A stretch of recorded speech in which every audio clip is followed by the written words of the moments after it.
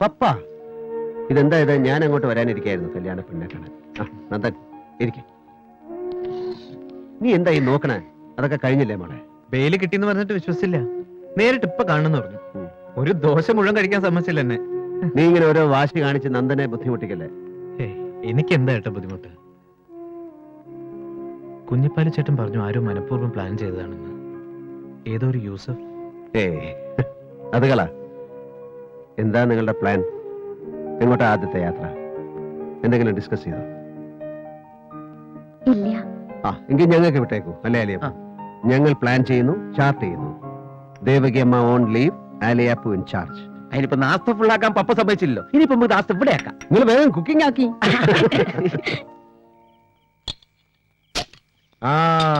പപ്പയ്ക്കും നന്ദനും honeymoon. Very good. അത് നന്നായി. ഇവിടത്തെ ഈ അന്തരീക്ഷമൊക്കെ ഒന്ന് റെഡി ആകുന്നതുവരെ കുട്ടികൾ എവിടെയെങ്കിലും പോയി മനസമാധാനായിട്ട് ജീവിക്കട്ടെ. ഒരു യാത്ര ഉസ്താദിനും ആവശ്യ.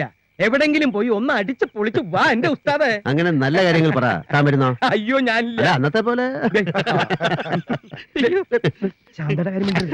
ഒരു സ്ഥലമുണ്ട്. താൻ വരുന്നില്ലെങ്കിൽ തന്നോട് ഞാൻ സ്വകാര്യമായിട്ട് പറയാം. ഇവരാരും അറിയണ്ട. ഇരിക്കട്ടെ, ഒരു സസ്പെൻസ്. നന്ദന്റെ ഒരു ഷർട്ട് കുട്ടി വാഷ് ചെയ്ത് ബട്ടൺസ് മുഴുവൻ പൊട്ടിച്ചുല്ലേ? ഒരു നീല വരെയുള്ളത്. നന്ദന് വലിയ ഇഷ്ടമുള്ള ഷർട്ടായിരുന്നു അത്. ഇനി ഞാൻ ചെയ്തോളാട്ടോ. നന്ദന്റെ തുണികളൊക്കെ മാറ്റിയിട്ടോളൂ. ഇനി ഞാൻ ശ്രദ്ധിച്ചോളാം ചേച്ചി. അയ്യേ, എന്താ ലീല ഇത്? ഈ വഴിപാട് കഴിക്കണ പോലെ കാട്ടിക്കൂട്ടിയിട്ട് ഒരു കാര്യമില്ല കേട്ടോ. ഇങ്ങിതാ, ഞാൻ ചെയ്തോളാം. ശീലമില്ലാത്തല്ലേ. ഇങ്ങനെ അങ്ങ് ശീലായിക്കോളൂ. കുട്ടി പോയി അടുക്കളയിൽ ശ്രദ്ധിച്ചോളൂ. ഇന്ന് തരൂ ചേച്ചി. ചെല്ലു കുട്ടി. ആ സെക്ഷനിൽ മാത്രം പപ്പ തലയിടില്ല. ആ ദേവകിയമ്മ അടുക്കളയുടെ പരിസരത്ത് കയറാൻ സമ്മതിക്കാത്തോണ്ട് പറ്റിയതാ. പക്ഷെ കഞ്ഞി ഉണ്ടാക്കാൻ എനിക്കറിയാട്ടോ. അത് മാത്രം ഞാൻ പഠിച്ചു വെച്ചിട്ടുണ്ട്. നന്ദനോട് പറഞ്ഞപ്പോ ഭയങ്കര അത്ഭുതം. എന്നൊരു നോട്ടം. എന്നെ കളിയാക്കിയതാ. ഏട്ടാ, ഇതെന്താ മോളെ ഇത്? ഇവിടെ ജോലിക്കാരൊന്നുമില്ലേ? ഉണ്ട് ഏട്ടാ. എന്നാലും കൂടെ നിന്ന് ചെയ്യിപ്പിച്ചില്ലെങ്കിൽ ഒന്നും വൃത്തിയാവില്ല. ഇവിടെ വേറെ ഉണ്ടല്ലോ സ്ത്രീ കഥാപാത്രങ്ങൾ. അവർക്കൊക്കെ ഓരോ തിരക്കല്ലേ ഏട്ടാ. രണ്ടെണ്ണം വരണുണ്ട്. ഒരുങ്ങി കെട്ടി എങ്ങോട്ടോ എടുക്കുന്ന കണ്ടില്ലേ? അതെന്തെങ്കിലും ആട്ടെ, മോള് ചെയ്യുന്നതാ ശരി. പെൺകുട്ടികളായ ഇങ്ങനെ വേണം. എങ്ങനെ? ഇങ്ങനെ തറ തുടയ്ക്കാനാണോ ഞാൻ? പ്ലീസ് ഒന്നും പറയുന്നില്ല. ചൂര് മുന്നിൽ ഇങ്ങനെ ഇടല്ലേ പത്മജ. ഒരു വഴിക്ക് ഇറങ്ങുമ്പോ. സോറി രാജി. എന്താ പരമേശ്വരൻ എപ്പോ വന്നു? ഇപ്പൊ വന്നതേ ഉള്ളൂ.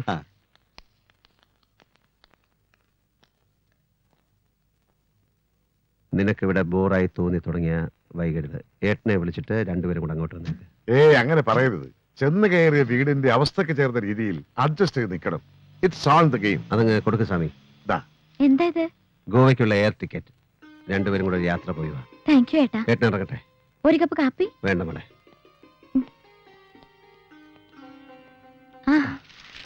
ഹോട്ടൽ ലീലയിൽ റൂം ബുക്ക് ചെയ്തിട്ടുണ്ട്. എയർപോർട്ടിൽ നിന്ന് അവർ പിക്ക് ചെയ്തോളൂ. Well arranged. വരട്ടെ മോളെ. വരട്ടെ.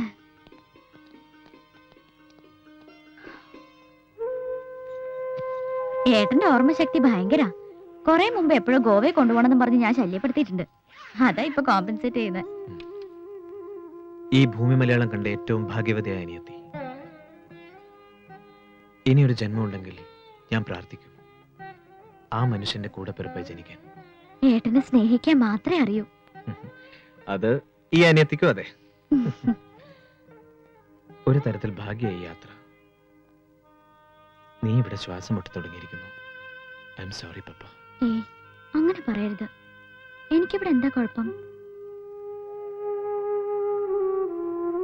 ഈ സഹനശക്തി നന്മയായിട്ട് ഇവിടെ ആരും കാണില്ല. ഓക്കെ, കുറച്ച് ദിവസം നമുക്ക് ഈ വീട് മറക്കാം.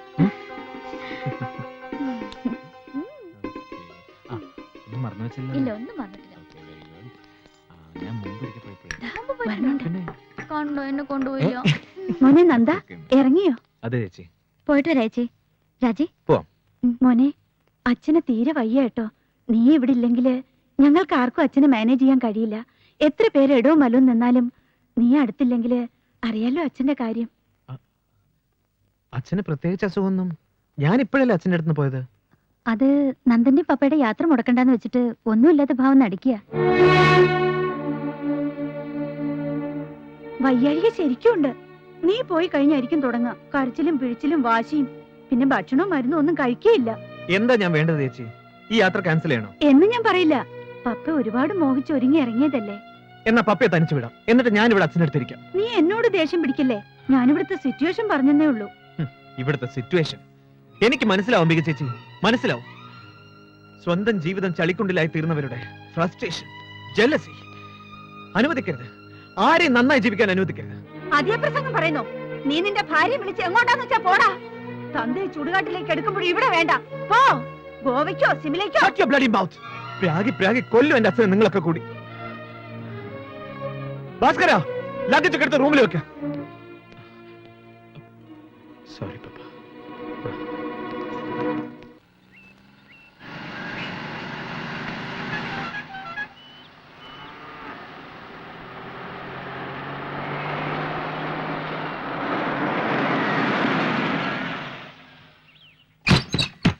അപ്പുട്ടേ, അപ്പുട്ടേ,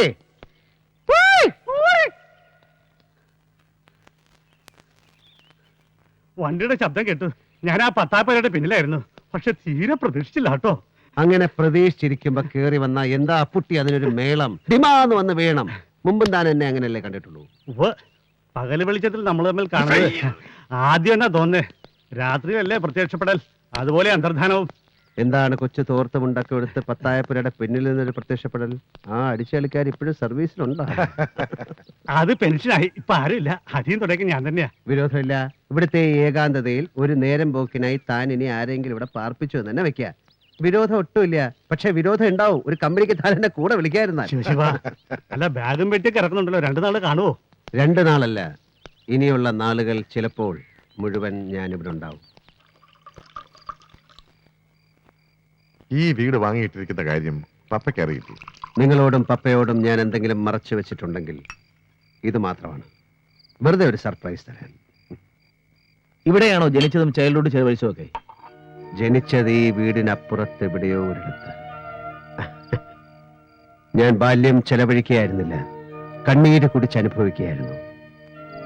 അച്ഛൻ മരിച്ച 2 കുട്ടികളെയും കൂട്ടി അമ്മ തറവാട്ടിലേക്ക് കയറി വന്നപ്പോ അമ്മാവന്മാരുടെ ദുർമുഖങ്ങളും അമ്മായിമാരുടെ ആട്ടും തുപ്പുമായിരുന്നു സ്വീകരിച്ച് ആനയിച്ചത്. ഉരപ്പുരയുടെ നിലത്ത് അമ്മ മരിച്ച് തണുത്ത് കിടന്ന ശേഷം അധിക നാൾ ഇവിടെ കഴിയേണ്ടി വന്നില്ല. പോയി. 14 വയസ്സുകാരൻ നേട്ടൻ 6 വയസ്സുകാരി അനിയത്തെയും കൂട്ടിപ്പോയി. ചോരയ്ക്കും പണത്തിനും ഒരേ മണമാണെന്ന് തിരിച്ചറിയാൻ തുടങ്ങിയിട്ട് എത്ര കാലമായി കാണും അറിയില്ല. അവളെ ഒന്നും അറിയിച്ചിട്ടുമില്ല. ഈ പഴയ അമ്മാവന്മാരും അമ്മായിമാരും ജീവനോടെ ഉണ്ടോ ഇപ്പോഴും? നമുക്കൊരു വിസിറ്റ് നടത്തിയിരുന്നു. ഉണ്ടാവാം, അന്വേഷിച്ചിട്ടില്ല. അത് വേണ്ടടോ. നമുക്കങ്ങനെ വേഷം കെട്ടി കാണിച്ചാരെയും തോൽപ്പിക്കണ്ട. കോടികൾ കണ്ടു മടുത്ത മനുഷ്യന്റെ പേരിൽ ഇന്ന് ഈ ഭൂമിയിലുള്ള ആകെ സ്വത്ത് ഈ വീടാ. ബാക്കിയെല്ലാം അനിയത്തിയുടെ പേരിലല്ലേ? അവളുടെ പേരിൽ, എന്റെ പേരിൽ. അങ്ങനെ ഒരു വേർതിരിവുണ്ടോ സേതു? കാലം ചീത്തയാണ്. മനുഷ്യനാണെങ്കിൽ പണത്തിനോടുള്ള ആർത്തി കൂടുതൽ കൊണ്ട് എന്തും ചെയ്യാൻ പഠിക്കാത്ത ചീത്തക്കാലം. പപ്പയ്ക്കുള്ളത് എന്താണെന്ന് വെച്ചാൽ എഴുതി കൊടുത്തിട്ട് ബാക്കി സ്വന്തം പേരിലാക്കണം. സ്വാമി എന്തൊക്കെയാ പറയുന്നത്? അതിൽ കാര്യമില്ലാതില്ല. കോളിയോടന്മാരുടെ ഇപ്പോഴത്തെ കണ്ടീഷൻ ശേഖരം മുതലാളിയുടെ പഴയ കോണകം വരെ വിൽക്കുന്ന ലെവലിലാ. അപ്പുട്ടി, ഒരു കുപ്പിയോട് എടുക്ക. സ്വാമി, വീട്ടിൽ വളർത്തുന്ന ഒരു പട്ടി തേങ്ങ പൊതിക്കുന്നതായ ഒരു വാർത്ത പേപ്പറിൽ വായിച്ചോ? വായിച്ചിരുന്നു, പക്ഷെ ഇപ്പോഴാണ് നേരിട്ട് കാണാതെ ഭാഗ്യം ഉണ്ടായത്. എന്തേലും വെറുതെ കളിക്കുന്നത്? ഒന്നുമില്ലേ? ആ സേതു വന്നല്ലോ. ഫോൺ ചെയ്തോ സേതു? ലൈൻ കിട്ടുന്നില്ല. ഏതായാലും പപ്പയും നന്ദനും പോയിട്ടില്ല എന്നുള്ള ഉറപ്പാ. യാത്ര ക്യാൻസൽ ചെയ്തെന്നാ ഇന്നലെ അവിടെ വിളിച്ചപ്പോ പറഞ്ഞത്. അവൾക്ക് അസുഖമൊന്നുമില്ലല്ലോ, അതറിഞ്ഞാ മതി. ഒന്നും കാണില്ല, വേറെന്തെങ്കിലും റീസൺസ് ഉണ്ടാവും. സേതുവിന് ഇന്നലെ കുഞ്ഞിപ്പാലുവിനെ കിട്ടിയോ? ഉവ്വ്, പുള്ളിയോട് നമ്മൾ ഇവിടെ ഉണ്ടെന്ന് പറഞ്ഞിട്ടുണ്ട്. പറ്റുമെങ്കിൽ ഇങ്ങോട്ട് ചാടാന്നും പറഞ്ഞു. ഇതാരാ ഇവിടെ? കുഞ്ഞിപ്പാൽ വേണോ? എന്താ ഒരു സസ്പെൻസ്? ഇറങ്ങുവായി.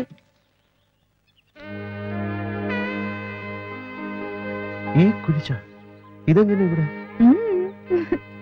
എന്താ ഡോക്ടർ മാലതി മേനോന്റെ ക്ഷമയില്ലാത്ത മോൾ ഇവിടെ? എനിക്ക് പപ്പയുടെ ഏട്ടനെ കാണാൻ സംസാരിക്കാൻ. എങ്ങനെ അറിഞ്ഞു ഞങ്ങൾ ഇവിടെ ഉണ്ടെന്ന്?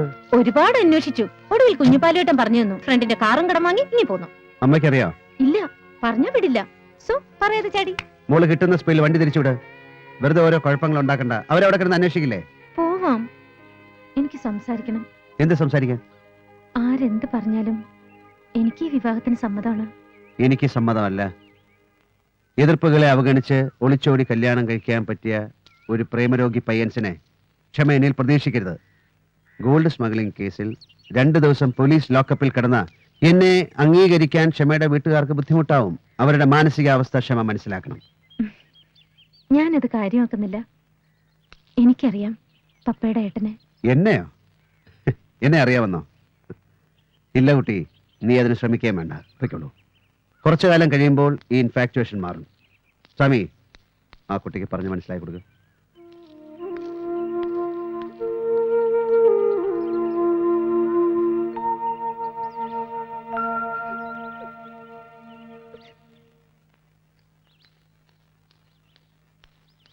ദാ, ആ കുട്ടി അപ്പുറത്തെടുത്ത് കരയുന്നു. താൻ കുറച്ച് ഇങ്ക് കുറുക്കി കലക്കി കോരി കൊടുക്ക്. കരയുന്ന പോലും. കരയാനും പിടിക്കാനും ഞാനൊന്നും ചെയ്തില്ലല്ലോ. എന്താ പരമേശ്വരന്റെ പ്ലാൻ? സന്യാസവും അല്ലല്ലോ.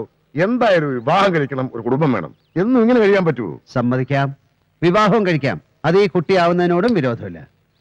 പക്ഷെ ആ കുട്ടിയുടെ അമ്മ നിങ്ങളോട് പറഞ്ഞില്ലേ അത് നടക്കില്ലെന്ന്? അവരങ്ങനെ പലതും പറയും. അയ്യടാ, അനുവാദം കാത്തു നിന്നും കൈനീട്ടി വാങ്ങി നമ്മൾ ഇതുവരെ എന്താ ചെയ്തത്? ആ കുട്ടി തയ്യാറായി കൊണ്ട് വന്നിരിക്കുക. ഇനി ഒരു നാളും തീയതി നോക്കി നമ്മൾ അതൊക്കെ നടത്തും. അത്രേ ഉള്ളൂ. വേണോ സ്വാമി? വേണം ഉസ്താദ്. എന്നാ നിങ്ങൾ ആ കുട്ടിയെ പറഞ്ഞേക്ക്. ഇന്ന് തന്നെ കെട്ടണമെന്ന് വാശിയിലൊന്നും അല്ലല്ലോ. സമയം മറട്ടെ. അതൊന്ന് നേരിട്ട് പറയേ. എന്നിട്ട് സന്തോഷമായിട്ട് ആ കുട്ടിയെ യാത്രയാക്കി. ഡോ,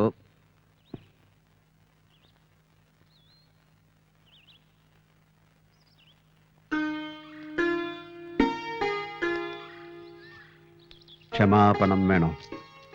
പപ്പയുടെ ഏട്ടൻ എന്ത് തെറ്റാ ചെയ്തത് ക്ഷമാപണം നടത്താൻ? ക്ഷമാപണം വേണോന്ന്. തിരിച്ചു പോകുമ്പോ വഴിയിൽ നിർത്തി വല്ലതും വാങ്ങി തിന്നാനോ കുടിക്കാനോ പണം വേണോന്ന്. വേണ്ട. എങ്കിൽ പൊയ്ക്കോളൂ. അമ്മയെ വെറുതെ പേടിപ്പിക്കണ്ട. പോ. പോയി വരൂന്നാ പറയേണ്ടത്. വെറുതെ ഒരു ത്രില്ലിന് വേണ്ടി. രക്ഷിതാക്കൾ എന്ത് പറയുന്നു അതിനെ നിഷേധിക്കാൻ, വളർത്തി വലുതാക്കിയവരുടെ മുഖമടക്കി തുപ്പാൻ. അതായി തീർന്നിരിക്കുന്നു വിവാഹം. നമുക്കത് വേണ്ട കുട്ടി. ഞാൻ വരാം. ക്ഷമയുടെ അമ്മയെ കാണാം. അവർ നിറഞ്ഞ മനസ്സോടെ അനുഗ്രഹിച്ച് നടത്തട്ടെ വിവാഹം.